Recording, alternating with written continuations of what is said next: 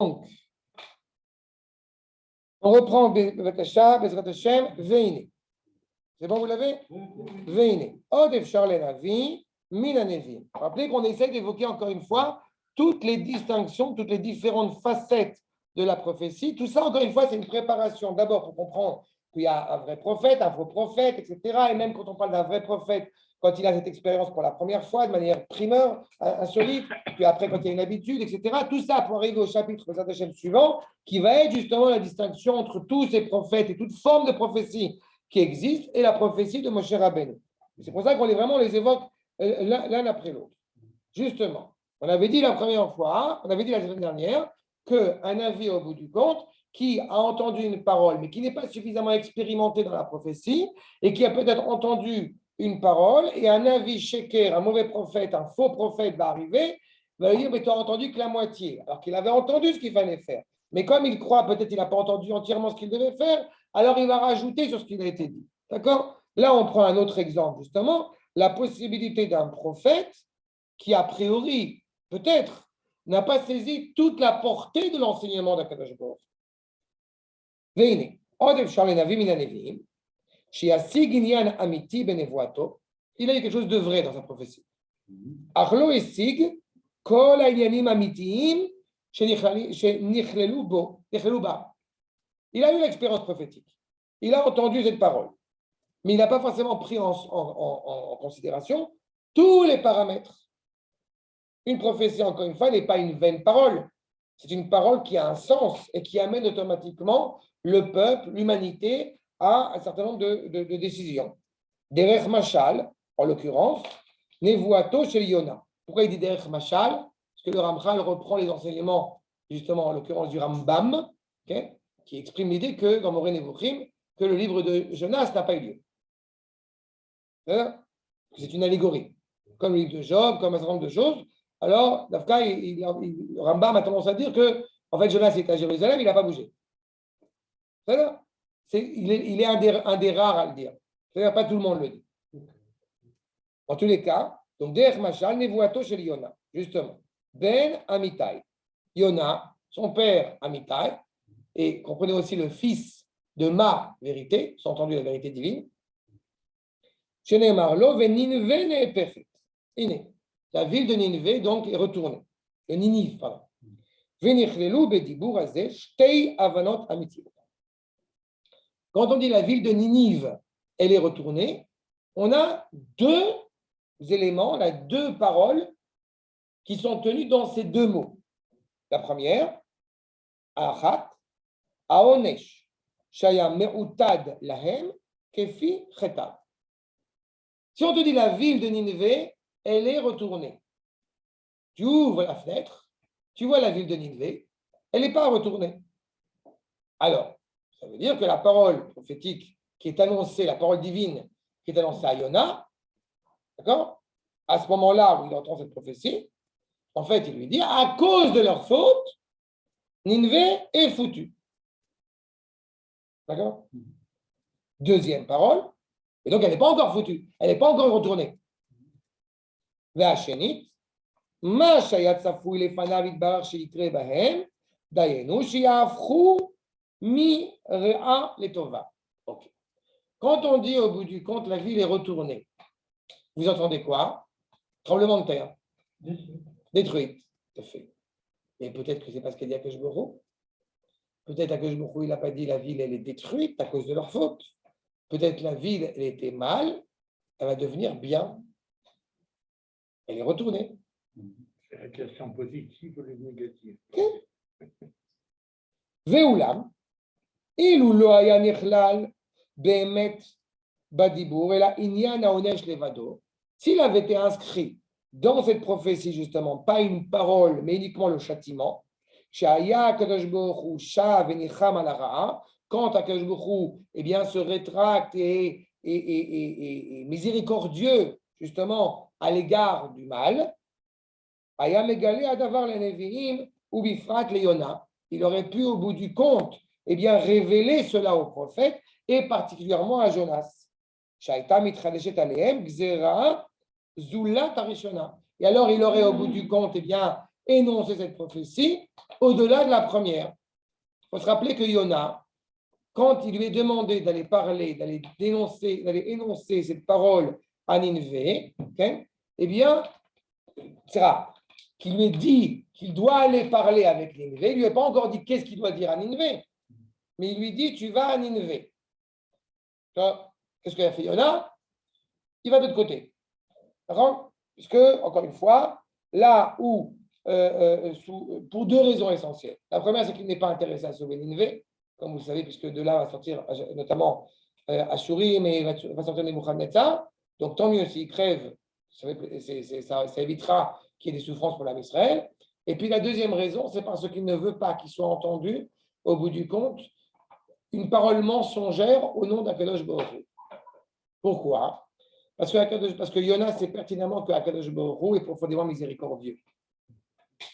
Et que par conséquent, eh bien, cela peut laisser entendre que la ville de Nineveh, elle va pas être détruite. Et alors, c'est pas seulement il va être jugé comme étant un faux prophète, c'est surtout la parole d'Akadosh Baruch Hu qui va être profanée. Et allons plus loin que ça.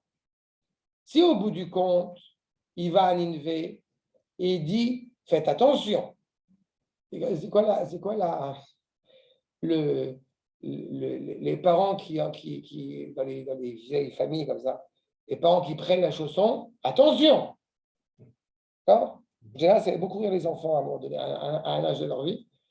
Mais attention, ça va partir. Mais ça ne partira jamais. Alors que quand c'est parti, c'est parti. Si au bout du compte, Yona, pour prendre l'image que j'évoque maintenant, il va à Nineveh et qui dit attention, ils ne vont rien faire. Alors que s'il vient et dit la ville est détruite, ça y est. Là, c'est ce qui se passe, les gens de Nineveh. Ils font une teshuva mal, mais une teshuva rapide, parce qu'ils ont peur que la ville soit détruite. C'est-à-dire que le fait qu'Akadosh Baruch Hu ait délivré un message qui n'a pas été entendu complètement par Yona comme il aurait pu ou comme il aurait dû être entendu, était pour l'amener justement à faire cette démarche-là. Je vais le dire autrement pour que ce soit plus clair.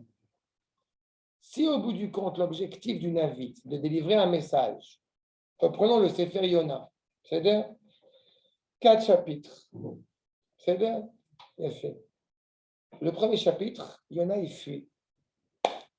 Deuxième chapitre, il est dans le poisson, etc. Commence directement au troisième. Pourquoi tu commences au bout du compte par le premier chapitre?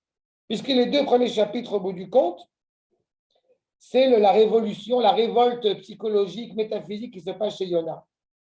Réponse. Parce que cette révolte-là, elle est fondamentale pour le déroulement de la prophétie. Ce qui est énoncé, c'est la parole d'Akadosh Baruch Hu. C'est la vérité, c'est la véritable parole d'Akadosh Baruch Hu qui implique tout ce processus-là. Si à ne pas comprendre, ça fait partie de la compréhension. Ne pas aller dans le sens du poil, entre guillemets, ça fait partie du projet du navire. Il n'a pas entendu les paroles de toutes les paroles, tout ce qu'il fallait faire. Oui, il n'a pas entendu. Jonas. Il a tout entendu. C'est un sujet à part entière de Sefer Yona, je ne vais pas rentrer là-dedans, mais disons que le mensonge, la réalité tronquée, elle fait partie du projet divin. Et c'est ça qui fait qu'au dernier chapitre, justement, Yona préfère mourir que vivre parce qu'au bout du compte, il est conscient de la miséricorde d'Akadosh Baruch Hu. Il veut porter préjudice, lui, le fils de la vérité. N'oubliez pas que le maître de Yona, c'est Elisha. Et le maître de Elisha, c'est Eliyahu. Yona, il pense bien faire. C'est une parenthèse, mais tellement fascinant à chaque fois de voir les nuances entre les différents Nevi'im. Eliyahu, il va défendre un Kadosh Baruch Hu au risque de porter préjudice au Ham Israël. Yona pense avoir compris ce qu'il faut faire. Tu m'as dit d'aller voir quelqu'un qui va porter préjudice dans le futur contre Ham Israël. En refusant, je pense faire ce que tu attends de moi. Je pense faire la parole réelle de ce que tu attends de moi. Lui, il a défendu Akadosh Baruch Hu, moi, je défends le peuple. Et la preuve, c'est que quand il descend à Yafo, au bout du compte, oh, il y a un bateau, comme par hasard. Oh, il a de l'argent. Oh, il part à Tarshish. Oh, et tout. Donc, c'est Akadosh Baruch Hu avec moi. La tempête, elle est juste sur le bateau où Yona il est. Elle n'est pas sur tous les bateaux autour. Toute cette implication-là, encore une fois, fait qu'il y a un processus, j'ai envie de dire, je n'ai pas le terme en français, je vous allez m'excuser de ce néologisme, fécondateur. Ça se dit en français, fécondateur? Propice. Propice. Propice. Non, mais je dis pourquoi je dis fécondateur. Parce que dans le passage, vous vous rappelez le passage du poisson, il y a deux poissons. Vous regarderez. Il y a justement, il y a un processus que Yona il descend très bas et il renaît de nouveau. D'accord? Tout ce processus s'inscrit dans la parole d'Akadosh Baruch Hu. Mais il fallait livrer au Navi ce qu'il est apte, ce qu'il est nécessaire de livrer au moment où on lui a livré ses paroles. Et il entendra ce qu'il entendra. Mais Yona, il était en Israël. Et le peuple n'a pas écouté. Maintenant, on l'envoie dans un autre Hana, pays. je ne sais pas un cours sur Sefer Yona, maintenant je t'en supplie. Je me retiens de vous faire un cours sur Sefer Yona. Je l'ai déjà fait dans le passé, mais pas ici. Mais c'est un sujet de Youn à part entière, juste pour vous faire percevoir au niveau de la névoie. Mais la névoie. Je ne suis pas dans le Sefer Yona, ça. Voilà. Non, je veux. Ken Hana. Quand il reçoit le Navi, il reçoit une névoie. Et il n'est pas d'accord sur la névoie. Ce n'est pas qu'il n'est pas d'accord, c'est ce qu'il a entendu convenablement à la parole d'Akadosh Baruch Hu ou non. Il y a ce que je dis, il y a ce que j'ai envie de dire. D'accord? Il a fait. Ce que je dis, c'est une chose. Ce que j'ai envie de dire, avec, en prenant en considération le paramètre de la personne qui est en face de moi, comment je vais l'amener à ce que je veux l'amener, il y a une démarche pédagogique. Si c'est vrai pour un être humain, c'est d'autant plus vrai pour Akadosh Baruch Hu, n'est-ce pas? C'est clair ce que c'est pas clair ce que je dis? Oui, non, c'est évident. L'objectif, c'est l'objectif, encore une fois, c'est à quoi ça va amener. Encore une fois, je suis obligé de prendre cette image. On est tous parents. C'est-à-dire, d'accord? Combien de fois, et j'en profite encore un peu, combien de fois je vais dire à ma fille, avant qu'elle aille se coucher, tu n'as pas donné un bisou à ton père. Pas parce que moi j'ai envie, c'est pas parce que moi j'ai envie que ma fille m'embrasse, certainement pas. Parce que je veux qu'elle dorme bien, c'est pas vrai. C'est pour mon kiff personnel. Il faut l'amener à. Tu veux un livre, très bien, ça se paye. Et un peu le bisou. Donc il y a au bout du compte ce que je lui ai dit et ce à quoi je veux l'amener. Ça c'est clair comme image. Yofi. Voilà. Donc. כשהיה הקדוש ברוך הוא שב וניחם על הרעה, היה מגלה הדבר לנביאים ובפרט ליונה, שהייתה מתחדשת עליהם גזירה זולת הראשונה. הקדוש ברוך הוא il dit tout, mais au bout du compte, il lui dit ce qu'il faut qu'il entende au moment où il l'entend. בסדר? אומנם, בהיות שכלל הקדוש ברוך הוא בדיבור אחד שתי הבנות, les deux compréhensions dans la parole tenue. L'outra chidouche gzera alehem. Encore une fois, il faut être très pointilleux. Quand vous lisez le Sefer Yona, il y a écrit que, au bout du compte, c'est toute la nuance. Est-ce que tu es demandé, Yona, d'aller El Nidve ou Al Nidve? Vous comprenez que c'est totalement nuancé.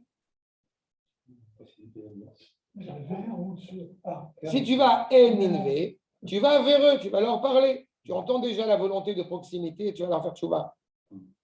Si tu entends Al, tu vas leur dire,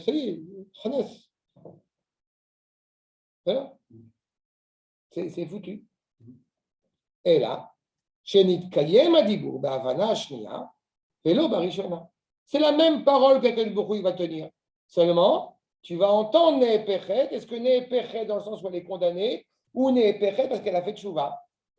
Puisque Akadosh Baruch Hu, c'est la parole de vérité, donc Akadosh Baruch Hu ne veut pas tenir une parole mensongère. Donc tout va dépendre au bout du compte de ce que tu vas entendre.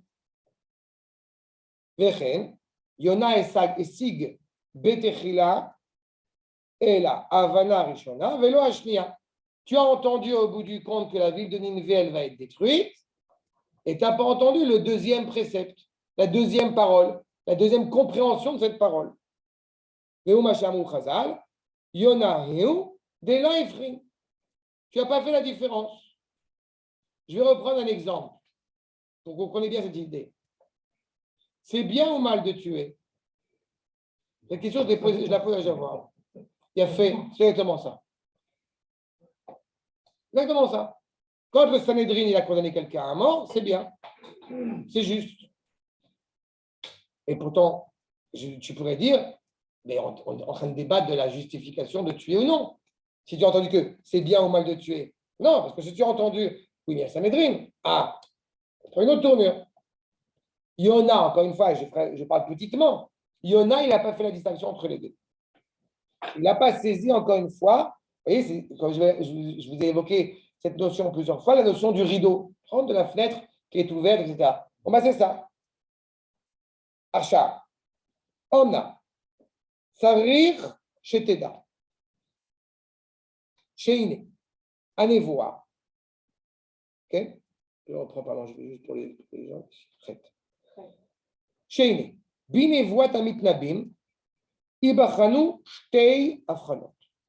Vous avez donc, encore une fois, dans l'évocation de cette parole prophétique, il faut distinguer deux choses qui doivent évidemment être en raccord, être en cohésion, à savoir la parole, le mot qui est tenu et l'acte qui est impliqué. Arishona Aïnian, d'accord? Ça veut dire, comme je disais tout à l'heure sur le bisou avec ma fille, qu'est-ce que tu veux en tirer? C'est quoi l'enseignement que tu veux en tirer? Et la deuxième dimension, le mot, la palabre, le texte que tu vas dire. Quand vous priez, est-ce que, au bout du compte, il est plus important d'avoir des élans du cœur ou d'être extrêmement précis sur les mots qu'on va employer? Mais tu comprends qu'il y a une complexité. Parce que si on pense qu'évidemment, le plus important, c'est l'élan du cœur, alors on s'en fout des mots. Mais si on pense que ce que tu vas faire au bout du compte en priant, c'est que tu rentres dans une autre dimension, dans le palais du roi, donc il est extrêmement important d'être très prudent sur les mots et d'être très exact sur les mots. Sinon, on fait la Vodazara. Et justement, c'est ce qu'il est en train d'évoquer ici. Le prophète, quand il va transmettre au bout du compte un enseignement, est-ce que l'enseignement, il est là pour éduquer le peuple ou il s'inscrit pour les générations? S'il est là pour éduquer le peuple, alors ce n'est pas suffisamment important d'être très précis au niveau des mots, parce que le plus important, c'est de réveiller le peuple. Mais si on parle pour les générations, alors il est évident que le texte doit être extrêmement précis et le mot extrêmement précis. N'oublions pas que toutes les prophéties qui ont été rattachées dans le Tanakh, il y a eu d'autres prophéties qui n'ont pas été inscrites dans le canon biblique. Pour la raison très simple, c'est qu'elles ne s'inscrivent pas pour toutes les générations jusqu'à aujourd'hui. Ça veut dire qu'à chaque passage du Tanakh que nous lisons aujourd'hui, on ne pourra pas venir en prétextant « oui, non, mais c'est vieux, c'était dans le temps ». Non, non, non. Sinon, les Chachamim n'auraient pas fixé toutes ces prophéties jusqu'à aujourd'hui. Et on voit encore une fois l'actualité à chaque fois du Tanakh. Mais regardez la spécificité que nous amène ici le Ramchal. Donc, Arishona Aïnian, Ve'ashnia Advarim Ve'amilot. Les paroles et les actes. Piskachet, quel est le deuxième ligne? Enfin, chez moi, c'est la deuxième ligne. Sur Piskachet, on est Advarim Ve'amilot. C'est le début. On est au début de la Piska. On a changé. Veze, Kine, Yesh Yasiga Navi, Inyan Mi'inyanim, Velo Yugbalo Bamilot. Akadosh Baruch Hu, il va dire c'est très important que tu transmettes cette idée au peuple. Et par conséquent, ce n'est pas tellement important que tu sois précis au niveau des mots, parce que ce n'est pas ça qui est important. Quand Akadosh Baruch Hu, il parlera avec Moshe Rabbeinu, Vaidaber Hashem el Moshe les morts. Pendant toute la Torah, quand Moshe s'adresse au peuple, ça passe par le biais de Aaron. Moshe est très précis au niveau des mots, encore que Akadosh Baruch Hu lui a clairement dit, voilà je vais te dire ce que tu fais, ce que tu vas, Vaidaber Hashem, et Akadosh Baruch Hu dire à Moshe pour dire. C'est-à-dire que voilà la finalité de ce que je suis en train de te dire. Maintenant, comment tu arrives à ce point-là, Ça, c'est ton travail de pédagogue. Mais évidemment, C'est pas évident. Hein. le Navi est là en tant que parler fidèlement à Akadosh Baruch Hu. Et le peuple n'est pas apte à entendre au début jusqu'à son entrée en Eretz Israël. Puisque vous savez pertinemment que les derniers enseignements de Moshe Rabbeinu, 39 jours avant sa mort, il parle directement au peuple. D'abord, Aaron est décédé, mais ce n'est pas seulement ça. C'est qu'il y a la possibilité, le peuple a la capacité d'entendre directement la parole de Moshe. Il n'a pas bégayé quand il parlait au nom de la prophétie, il n'a jamais bégayé. Il bégayait quand il était au naturel, semble-t-il, ce que dit le Midrash, mais là encore, qu'avec paix avec la chose. Fatima rappelle que sa parole était trop lourde. Un Rosh Yeshiva a du mal à parler avec un novice qui est en Kita Aleph à l'école primaire.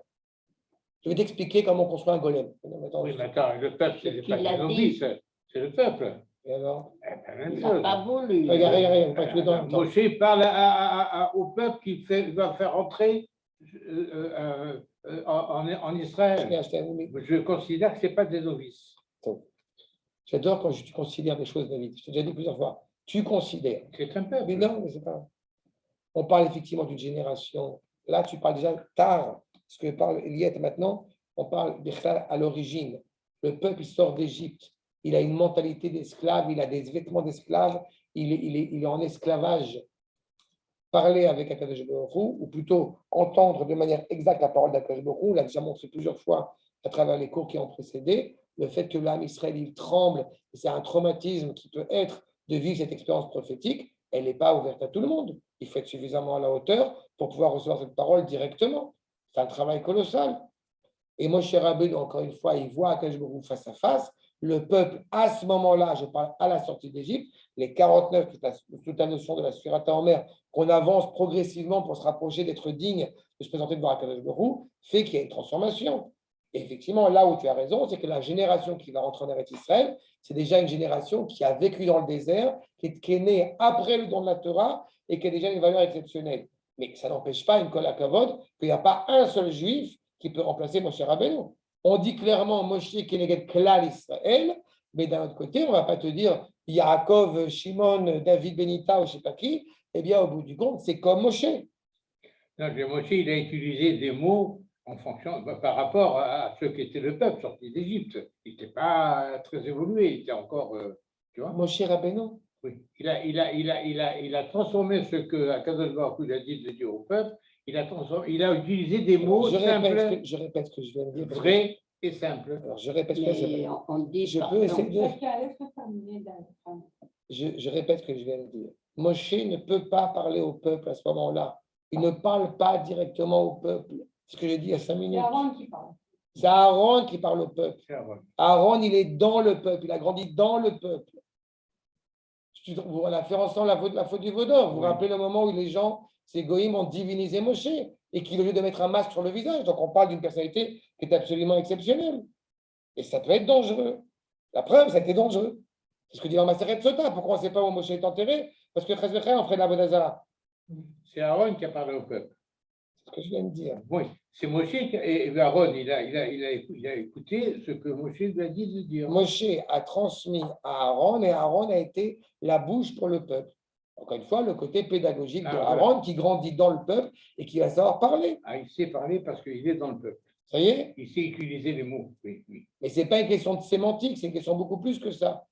Si je te dis beau, si je te dis vérité, si je te dis merveille, tu vas entendre une chose. Mais si tu étais Mekoubal, tu entends autre chose. D'accord? On ne parle pas du mot en tant que grammaire, on est loin de ça. C'était compliqué. Hein? Parce que je répète que la parole, justement, d'Akadosh Baruch Hu, qui est transmise inexorablement par des mots à la créature humaine, il n'empêche qu'elles ont, encore une fois, un lourd sens derrière elles.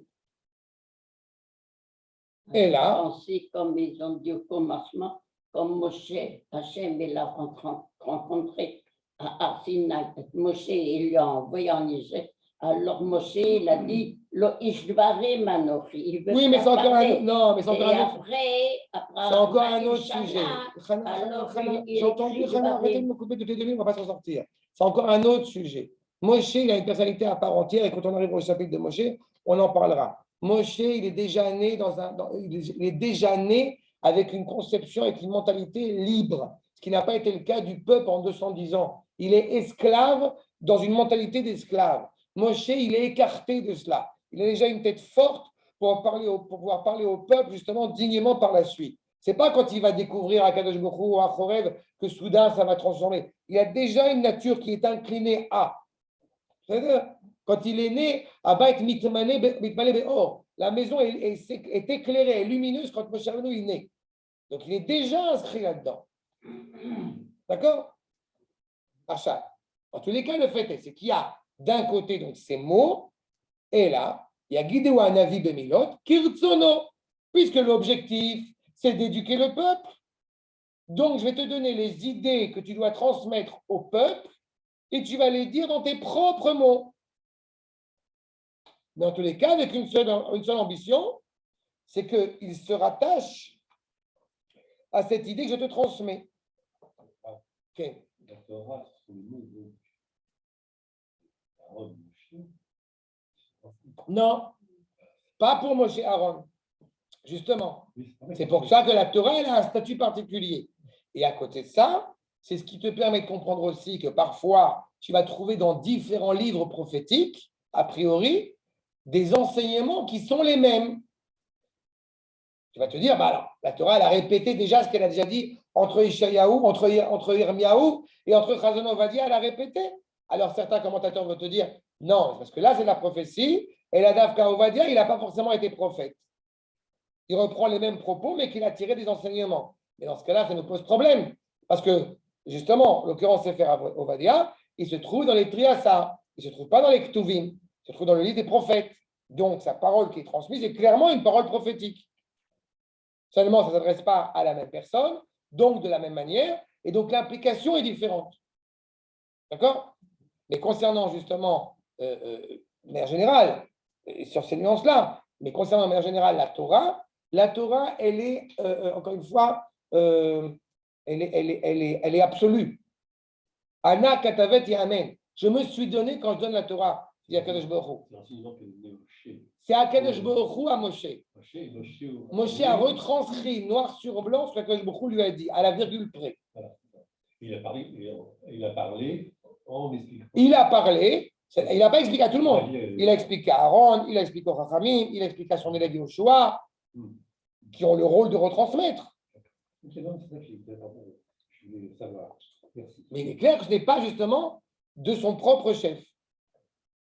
Là, je reprends sur la grandeur de Moshe, puisqu'on me chauffe là-dessus, sur le fait que dans Sefer Devarim, puisque c'est lui qui parle directement au peuple, vous comprenez encore plus, vu ce que je suis en train d'expliquer maintenant, la grandeur de Moshe, qui est capable d'être en Bluetooth parfait avec Akadosh Baruch Hu. D'accord? Et dans les Devarim, c'est la parole de Moshe. Devarim, c'est lequel? Et les Devarim, Moshe dit à Moshe de l'Israël. Mais justement, c'est Moshe Rabbeinu, mais il y a la parole d'Akadosh Baruch Hu qui est dans sa. D'accord. Voilà. Ok. Veyesh yatsigu, ini al mugbal, bemilot gamken. Au bout du compte, ça va dépendre si le prophète il a un rôle d'envoyé ou un rôle de prophète uniquement. C'est-à-dire que la prophétie, elle a un sens en tant que telle, pas parce que tu vas aller seulement transmettre au peuple ce que je t'ai demandé de transmettre. Par conséquent, il y a transmettre ces enseignements au peuple et il y a transmettre pas transmettre, ça, recevoir avec exactitude la parole d'Akadosh Baruch Hu, comme c'est le cas, Kagon, Nevuotehem shel Ishaya, shel Yirmia, ou Shara Nevim, Anirtavim, les Dorot, tous ces prophéties qui, au bout du compte, en parlaient pour les générations suivantes, pour toutes les générations. Quand Yecheskel, par exemple, Yecheskel, il énonce la construction du troisième Beth Amikdash. D'accord? Ça va, voilà. Yecheskel, ça va, après. Oui. Bon, fait. Donc, quand Yecheskel, il reçoit cette parole-là d'Akadosh Baruch Hu, du troisième Beth Amikdash, jusqu'à preuve du contraire, enfin, je ne sais pas, peut-être vous allez me corriger, jusqu'à preuve du contraire, pour l'instant, les Jordaniens n'ont pas encore donné le feu vert pour qu'on construise le troisième Beth Amikdash. Il faut qu'on vérifie ça avec dans le Surabas. Mais, c'est ça. Donc, comprenez bien que quand Yecheskel parle au bout du compte, c'est clairement pas pour transmettre un message à sa génération, ou éventuellement il va transmettre quoi? Rassurez-vous, on va revenir. Rassurez-vous, on va. Mais les paroles qui sont tenues pour la construction du troisième Beth Amikdash sont évidemment extrêmement précises, puisqu'ils sont pour justement l'avenir. Sheine, nigbelu milotehem, binevoa. C'est pour ça que les mots sont extrêmement précis, encore une fois, extrêmement limités. L'ichlal aïnianim rabim kechad, où chaque chose, encore une fois, vient véhiculer, encore une fois, l'unité divine, et donc ne vient pas pour transmettre ou pour réveiller le peuple ou pour une valeur pédagogique, pour réveiller les cœurs, mais pour évoquer sa parole avec une exactitude importante.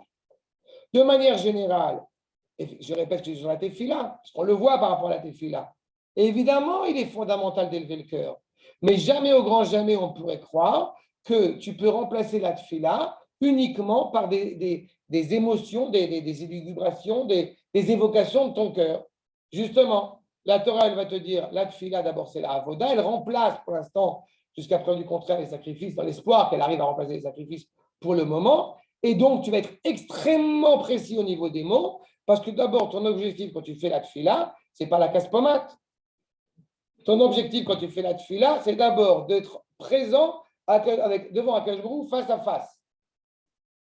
D'arriver à t'élever progressivement pour te présenter devant Akadosh Baruch Hu. Donc évidemment, devant le roi des rois, tu ne peux pas dire un mot de travers. D'accord? Vegam beze, tishtane amelitza, kefi achanat anavi, atzmo, vedrachav. Et là, encore une fois, ça va changer. Donc, par conséquent, le propos, l'allégorie qui est donnée, en fonction de qui est en face de toi. Vous avez cité le fait que Hulda, il n'y a pas de livre de Hulda, mais on sait qu'il y a une prophétesse qui s'appelait Hulda, que son rôle était de parler aux femmes. Donc, évidemment, la manière dont elle va parler aux femmes ne va pas être la même manière que Tzfania, à la même époque, quand il parle aux gens qui sont des érudits ou des gens qui sont proches de la cour royale, ou de la même manière que Yermia, à la même époque, qui va parler au peuple, au chouk. Ce n'est pas le même rapport. Vegam, ishtave, les teva, les shono. Et donc, évidemment, ça va être aussi distinct, différent, dans la langue qu'ils vont utiliser. Vederer diburo, et dans sa manière de parler. Ou pas. Vous comprenez que si on prend ce postulat-là comme référence, vous comprenez à quel point ça peut être dangereux. Parce que comment est-ce qu'on va arriver à affronter la problématique, par exemple, du faux prophète? Le propos que tu tiens, je ne sais pas, ça me sonne pas à mon oreille. Je n'ai pas l'impression qu'Akadosh Baruch Hu va s'exprimer de la sorte. Si, il m'a parlé, et il m'a dit de parler au peuple qui est dans la Hiratartit à Haïfa. Oui, mais à la synagogue au Technion, j'ai entendu les mêmes propos, ou en tout cas ce qui ressemble, mais ce n'est pas énoncé de la même manière. Comment on va savoir jauger? Oui, c'est vrai, oui, c'est pas vrai. Et difficulté, c'est à la route. Il y a des halachot, il y a des vérifications, etc. Ou pe'amim rabot, nitan la nevim, la sot ma'asim, im nevuatam. Souvent, il a pu arriver justement, eh bien, que en parallèle avec cette parole prophétique, ils ont commis des actes. Kagon, Azoro chez l'Hermia, Veulo, puisque justement l'implication qu'il y a eu quand Hermia a prononcé sa prophétie, c'est qu'il a été arrêté. Ou les Vanages, ou la lune, au moment avec Yereskel. C'est-à-dire, est-ce qu'au bout du compte, c'est très intéressant et très important que tu soulèves le Ramchal, est-ce qu'au bout du compte, pour confirmer la véracité de la prophétie, ou vers l'inverse, est-ce que pour qu'il puisse y avoir réellement une expérience prophétique, il a fallu qu'il y ait d'abord et avant tout un miracle qui sort de l'ordre de la nature? Le Ramchal nous écrit noir sur blanc qu'il peut arriver qu'il y ait un miracle en plus de cette parole prophétique. Mais donc, ça renforce encore plus ce qu'on a souvent dit ensemble. Une des choses qui nous distingue considérablement, évidemment, de la chrétienté et donc, évidemment, de ces prophètes qui ne sont pas des prophètes, sur le fait que ce qui est d'abord jaugé, c'est la véracité du discours. Si à cela s'ajoutent quelques éléments, encore une fois, on dirait miraculeux, très bien. Mais ce n'est pas là-dessus que ça va se baser. Verabim kele, ve'inyanam, aya, she'al yedei ha'ma'asim hahem, Ayu miturim kochot mikochot elyonim. Par ces actes-là, eh bien, cela va engranger, va réveiller, si je puis dire, des forces supérieures. Mashaya mitztarech, les filles amitat taïnian. Comme c'est vrai, donc tu peux avoir un contrôle sur la nature. Combien de fois, et c'est d'autant plus vrai pour les Névi'im, mais combien de fois on connaît les histoires sur Baba Saleh, sur le Raman de Eliyahu, sur qui vous voulez. Sauf que ce qui m'ennuie profondément, je vous dis sincèrement, ce n'est pas le fait qu'il y a des histoires absolument exceptionnelles chez Baba Saleh et Raman de Eliyahu, ce n'est pas la question. C'est de savoir au nom de quoi ils sont connus. Le Raman de Eliyahu, je ne sais pas si vous avez déjà raconté ça une fois. Ils ont sorti un livre il y a quelques années de cela, qui s'appelle Chosen Yeshuot, qui est un livre sur tous les miracles qu'a fait le Raman de Eliyahu. Le Rav Shmuel, son fils, il a dit si mon père avait été vivant, il aurait ordonné de brûler ce livre. Vous savez ça qu'on a un problème. Un grand Talmid Chacham est jugé en fonction de Pocus Focus. Abracadabra. Alors que ce n'est pas vrai.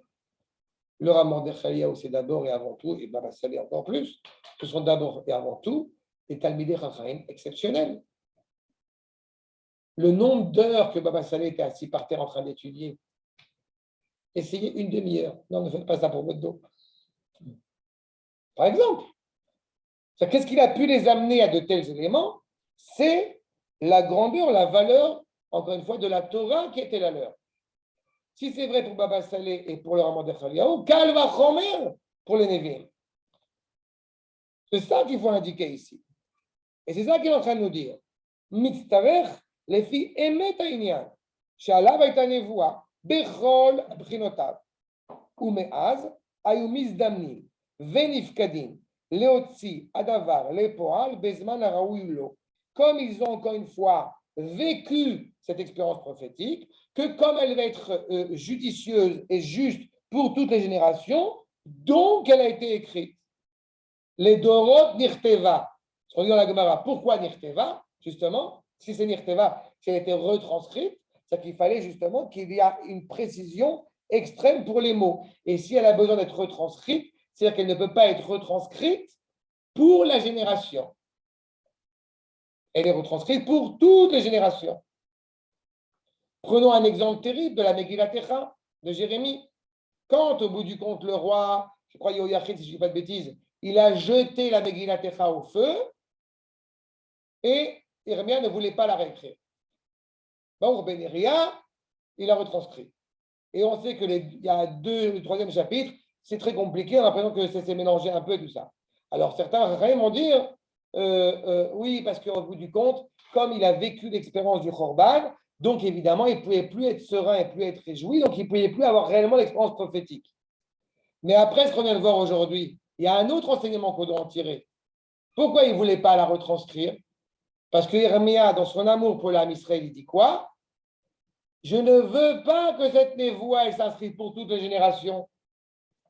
Je veux qu'elle ne soit pas écrite. Comme ça, on sait, c'est maintenant, c'est fini. Et Am Israël, il construit le troisième Beth Amikdash avec joie. En écrivant la Megillat Echa, on n'inscrit que les goïms, peut-être vont nous faire des malheurs pendant plusieurs générations. Peut-être. Non? C'est une supposition. D'accord? Donc, c'est ça le point au bout du monde ici qui est important pour nous. Et donc, chaque prophétie, encore une fois, elle va toujours être distincte si on va même insister sur les mots qui sont dedans ou sur l'enseignement pédagogique qui va y être transmis. Atkan, c'est clair? Yofi, j'écoute. Bravo. Tu précisais qu'il y a un prophète qui, comment dirais-je, faisait une révélation incomplète. Un prophète. Non, C'est maintenant ce que j'ai compris. Mais ceci étant, comme Hachem choisit ses prophètes, c'est qu'il a voulu faire ce passage. Non. Et alors? Donc, c'est pas incomplet, ça devait être comme ça. Mais... Oui, mais c'est ce qu'il a dit tout à l'heure pour Yona aussi. D'accord. Que les premiers et deuxième chapitres, ils ont servi à C'est comme ça. D'accord? Donc, c'est pas C'est partie du projet. C'est incomplet du point de vue de la créature humaine. C'est pas le terme de carte. Si, parce que dans le sens où, encore une fois, c'est exactement cela, sauf que tu viens de faire, ce qui va encore faire beaucoup plaisir à Dov là-dessus, sur la problématique du libre arbitre. Ce que tu dis à Kadosh Baruch Hu, il a voulu, il n'a pas voulu. D'accord? N'inscris pas Kadosh Baruch Hu dans le projet. Akadosh Baruch Hu, il est au-dessus du projet. Il n'y a rien qui peut se passer d'un côté comme de l'autre sans la volonté d'Akadosh Baruch Hu de cacher ou révéler. Mais la question, elle n'est pas là. La question, elle est, j'ai en face de moi un être, une créature qu'on va appeler créature humaine, qu'on va appeler, allez, soyons fous, Israël, et au bout du compte, elle a une responsabilité. Je veux un partenaire avec mon projet. C'est là. Akadosh Baruch Hu, il se tourne vers Israël et il dit Shalom Chaver. D'accord? Ceux qui ont compris la blague, tant mieux. Ceux qui n'ont pas compris. Alors ça, c'est les jeunes, ceux qui viennent derrière Israël. Voilà, ça c'était, j'ai fini ça. Je voulais un truc, donc j'arrête ça. Regardez.